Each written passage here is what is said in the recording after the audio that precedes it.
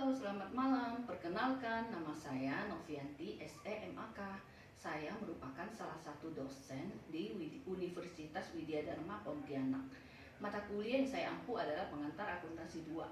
Mata kuliah pengantar akuntansi 2 merupakan salah satu mata kuliah yang mengajarkan mengenai konsep akuntansi untuk mengukur dan menilai, mencatat, serta menyajikan akun-akun yang terdapat pada laporan posisi keuangan atau neraca seperti akun kas, piutang dagang, persediaan, dan surat berharga.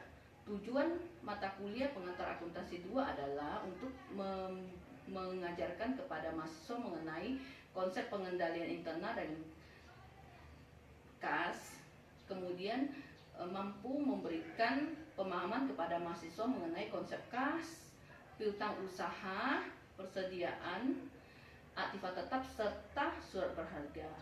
Adapun teknik dan metode pengajaran yang saya gunakan adalah memberikan materi sesuai dengan literatur dan rencana pembelajaran studi yang sudah disampaikan sebelumnya, serta mengerjakan soal latihan bersama dan membahas soal latihan bersama, sehingga mahasiswa sama-sama bisa memahami dan menerapkan konsep-konsep akuntansi dalam pengantar akuntansi 2. Sekian perkenalan diri dari saya. Terima kasih. Selamat malam. Perkuliahan hari ini kita ulang sebentar ke RPS ya.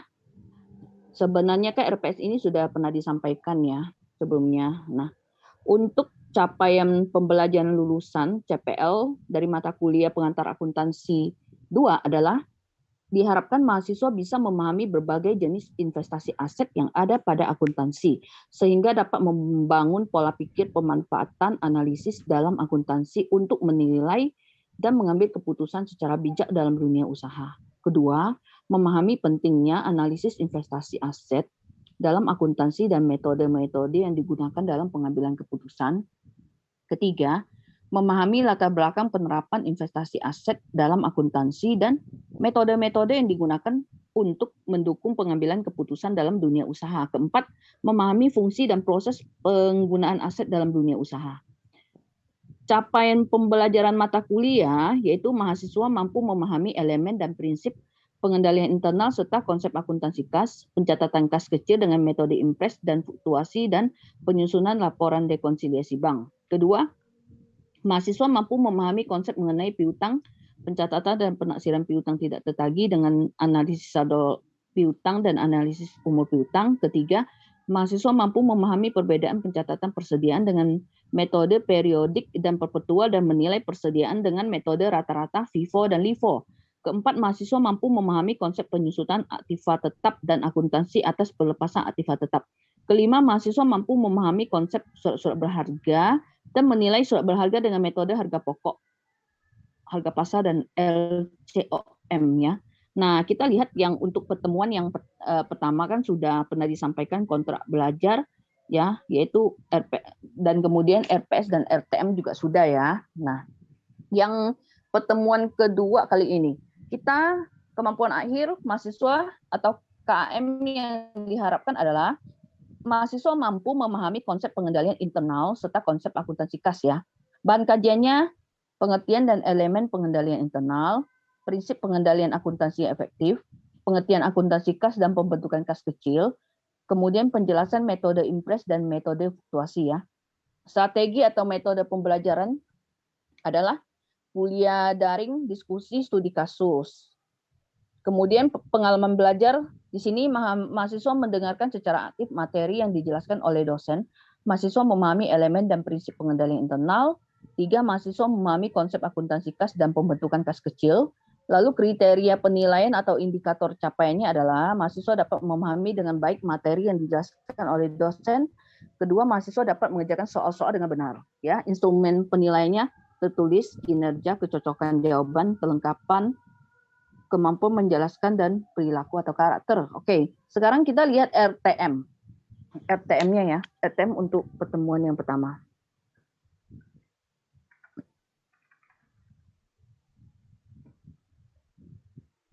Oke, nah untuk RTM, ATM ada, kita lihat ya. Di sini tujuan rencana tugas mahasiswa, rencana tugas mahasiswa.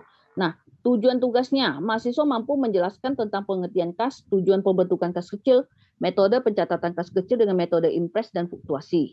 Uraian tugasnya yaitu objek garapan, yaitu soal latihan berupa studi kasus proses bisnis suatu organisasi atau perusahaan. Hal yang harus dikerjakan atau batasan yaitu tugas mahasiswa menyelesaikan kasus berupa transaksi-transaksi yang akan diaplikasikan pada akun kas dan akun kas kecil dengan metode impres dan fluktuasi beserta jurnal yang diperlukan.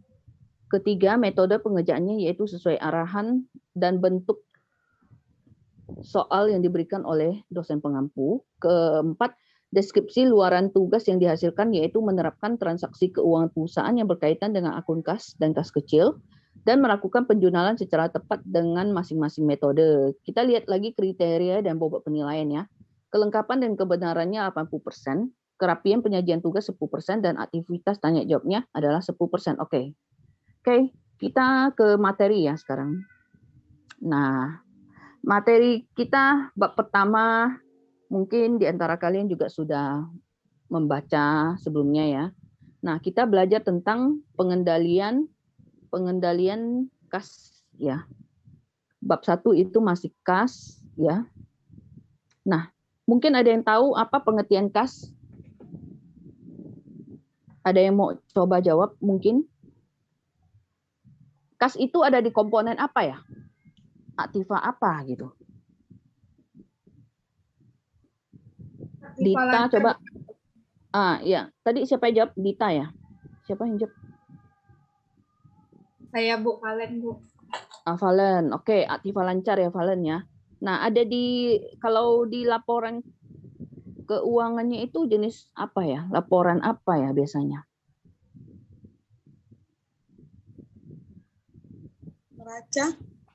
Neraca, oke, laporan neraca atau posisi keuangan ya, nama barunya ya. Yang kalian kenal itu neraca ya. Sekarang dia berubah nama jadi laporan posisi keuangan ya. Nah, oke. Kas itu termasuk aktiva lancar ya, liquid. Nah, pengertian kas itu apa sih ya? Apa yang bisa dikategorikan sebagai kas? Mungkin ada yang mau coba jawab, silakan. Saya Ya, kalau mau jawab langsung nama juga ya. Karena kan ada Natalia Margareta. Ya, silakan Natalia. Sama dengan menggambarkan kepemilikan uang suatu perusahaan. Menggambarkan kepemilikan uang suatu perusahaan. Oke. Kas itu apa? Kalau kita ngomong kas itu apa? Kas kamu ada nggak? Nah, misalnya kamu kerja ya, ditanya. Kamu kasir nih, ditanya. Kas masih ada nggak? Kas itu apa? Uang tunai kan? Uang tunai yang kategori kas itu apa? Apa saja uang tunai kan? Uang tunai berupa uang kertas atau uang logam, apalagi cek yang bisa segera dicairkan itu tergolong kas ya. Beli liat giro itu yang bisa segera cair ya. Wesel yang segera bisa dicairkan. Nah, itu termasuk semua adalah kas ya. Yang bisa segera dijadikan uang tunai itu kas ya. Tapi yang kalau di kasir itu kalau kategori kas adalah uang kertas dan uang logam ya, yang liquid. Oke. Mungkin bisa di share screen ya. PowerPoint-nya kita lihat. Belum ya, Bu? Bentar ya. Iya, belum dari tadi.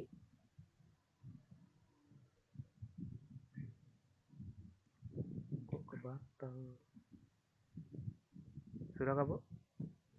Oke, tadi yang judulnya dari awal. Mungkin ada yang nih. Kita bab 1 ya, pengendalian internal dan akuntansi kas ya. Pengendalian internal dan akuntansi kas. Oke, next.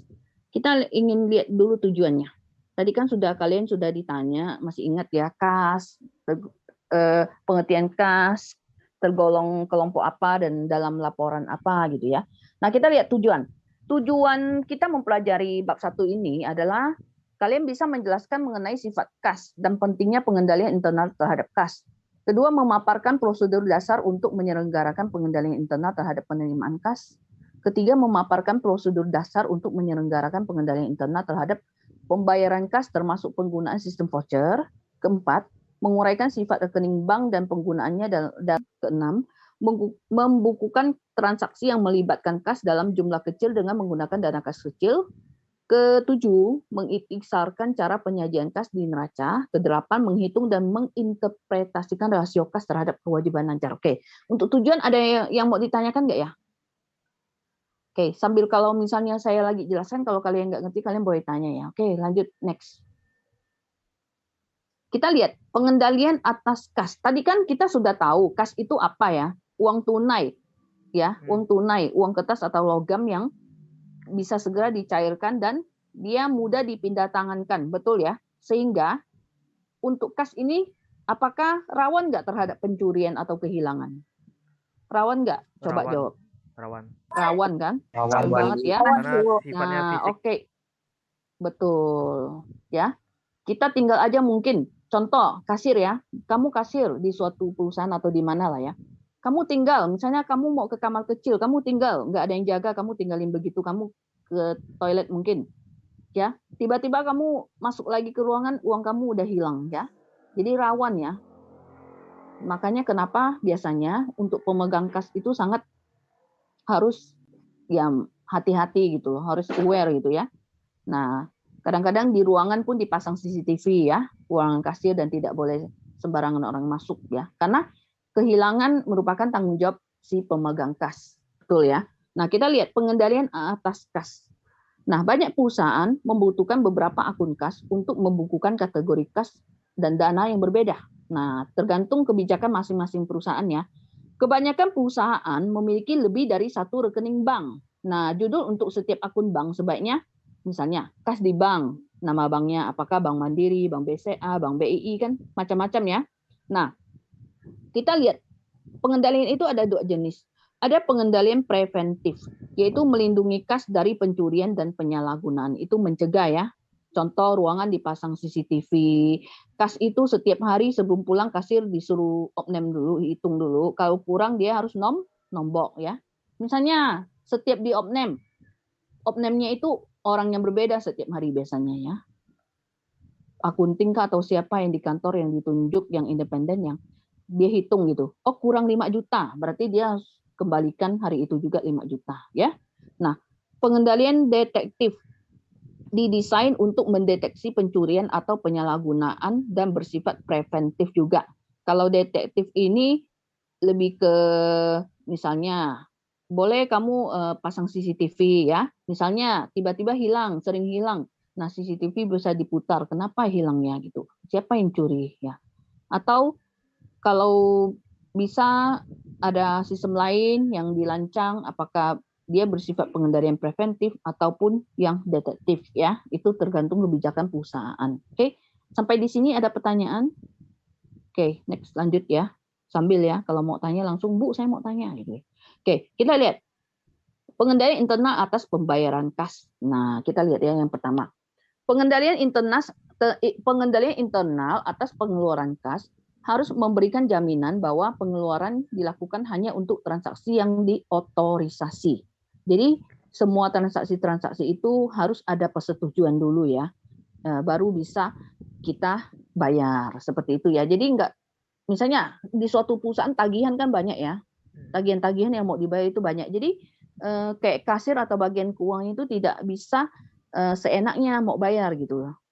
Jadi mereka harus taat kepada peraturan. Misalnya kalau di perusahaan tempat yang biasanya ini berlaku, tagihan harus memperhatikan jatuh tempo. Di proses yang sudah jatuh tempo dulu gitu ya. Biasanya kan ada tempo ya, 14 hari, 30 hari itu, atau 7 hari, atau yang langsung harus bersifat urgent, langsung ya kan. COD ya kan.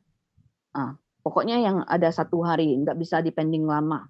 Nah, dia harus memperhatikan itu. Kemudian harus si pemegang kas, baik itu yang memegang kas atau bank, itu harus meminta persetujuan dulu dari atasannya. Nah, kalau disetujui atasan baru diproses untuk dibayar, seperti itu ya. Kedua, pengendalian kas harus memastikan bahwa kas digunakan secara efisien ya. Jadi kas itu harus digunakan secara efisien, tidak boleh boros ya. Semua hal itu harus ada approval ya. Misalnya, oh saya mau beli pajangan-pajangan ya untuk di kantor. Ya biasanya kan minta approval dulu ya. Kita lihat ini penting nggak ya untuk dikeluarkan dananya gitu ya. Jadi pengendalian kas itu juga harus memastikan kas itu digunakan secara efisien. Artinya memang benar-benar dibutuhkan dan mendukung operasional perusahaan. Contoh ya gitu. Ketiga, sistem voucher memastikan bahwa apa yang dibayarkan adalah apa yang benar-benar dipesan, diterima dan ditagih oleh pemasok ya. Jadi kita harus akunting biasanya menyiapkan voucher pembayaran ya, bond atau bukti penerimaan atau bukti pengeluaran kas atau bank ya, itu namanya voucher ya.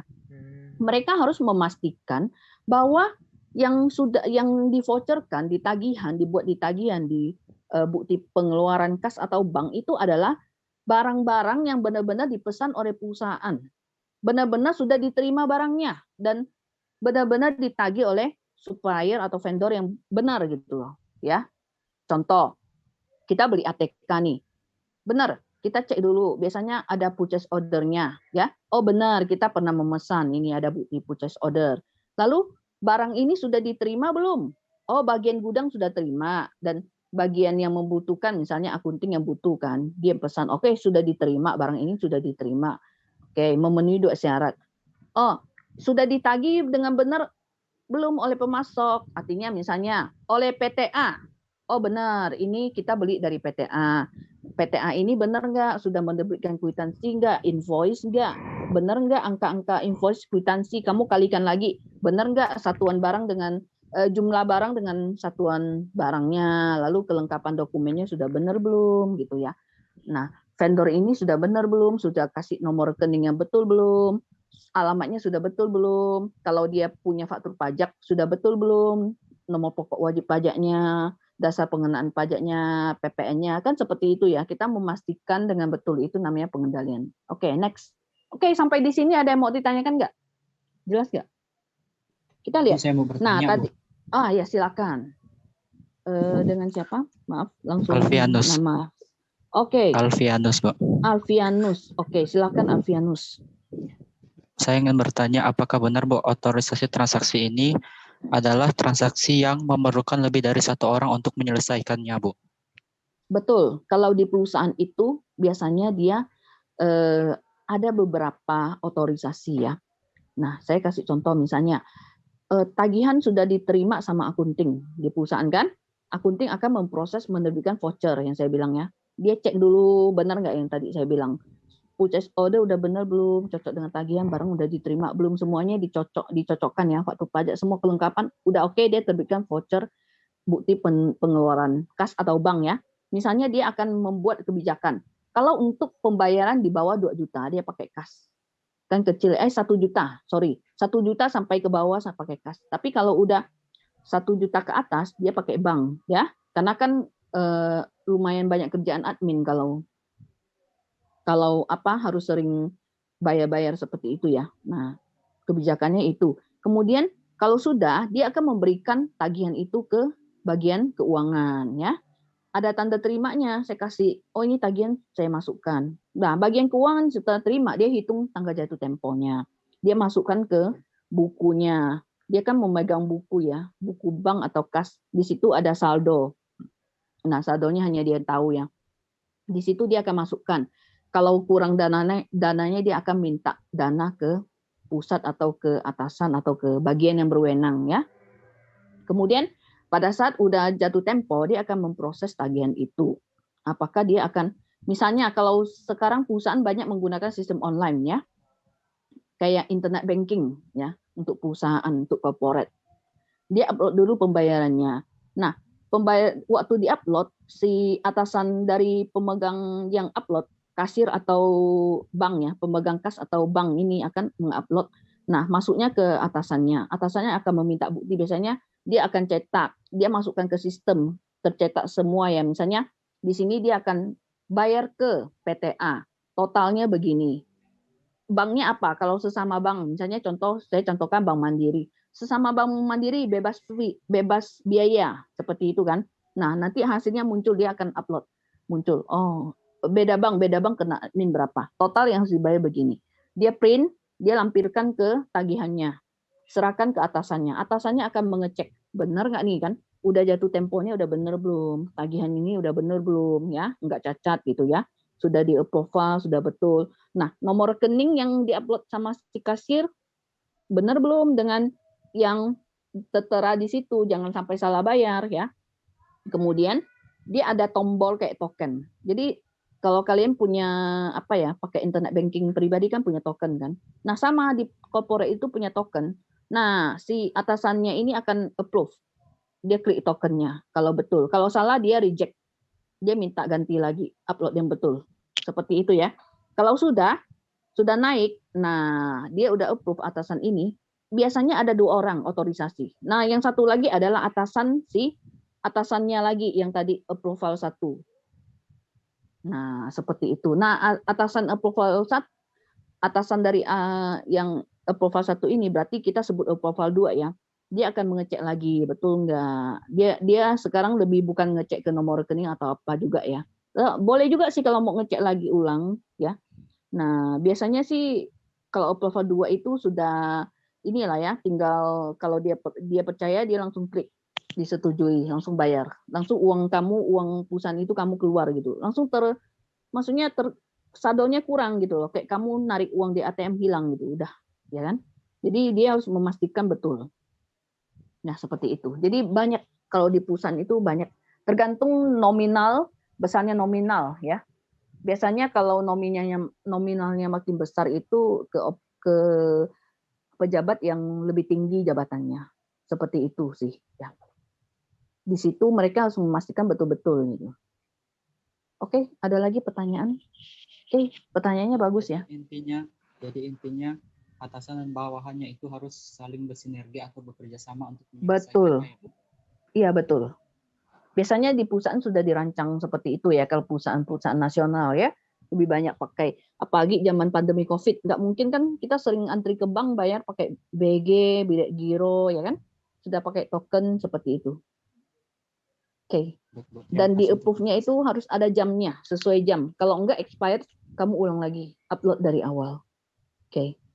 Oke, ada lagi yang mau ditanyakan? Pertanyaannya bagus ya. Ada gambaran kan yang saya ceritakan ya? Oke. Nah, sistem voucher adalah sekelompok prosedur untuk mengotorisasi dan mencatat kewajiban serta pengelolaan kas. Nah, fitur-fitur dasar dari sistem voucher. Kita lihat ya. Slide berikutnya. Nah, fitur-fitur dasar dari sistem voucher. Sistem voucher biasanya menggunakan voucher ya.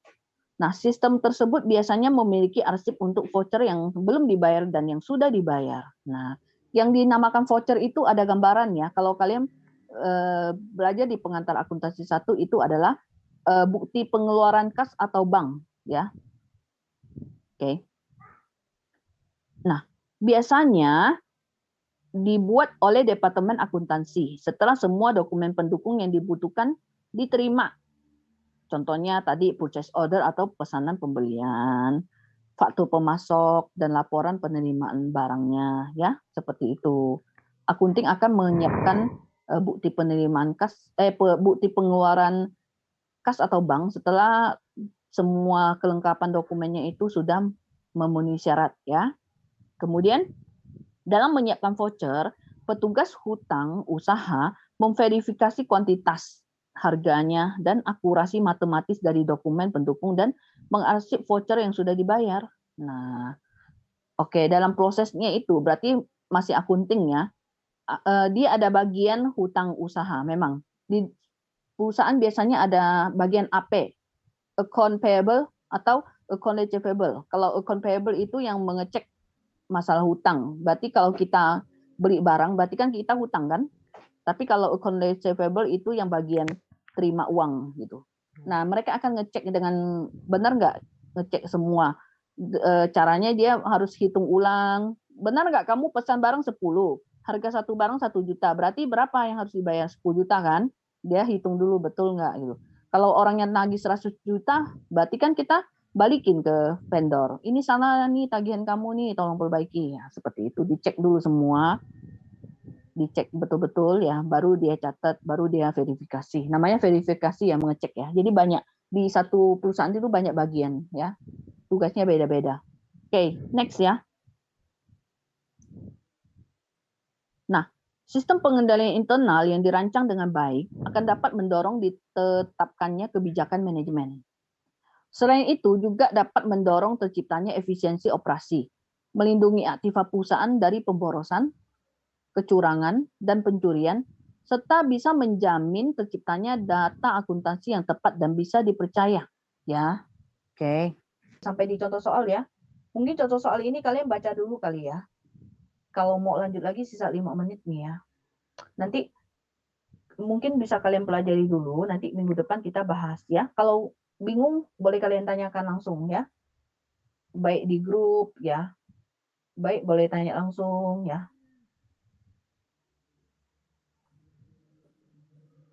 Kalau di sini itu ada contoh itu CV Wooden Breaker ya. Bisa kamu lihat dan kamu lihat jawabannya sudah ditampil. Oke, masih ada yang mau ditanyakan nggak ya ini? Kalau nggak ada, pertemuan kita sampai di sini dulu ya. Kita lanjut minggu depan ya. Nanti kalian tolong pelajari dulu ya. Oke, terima kasih semuanya. Selamat malam semua. Sampai jumpa. Selamat malam, Bu. Terima kasih. Berikut adalah lembar interaksi saya selaku dosen dengan mahasiswa saya yang berupa tanya jawab.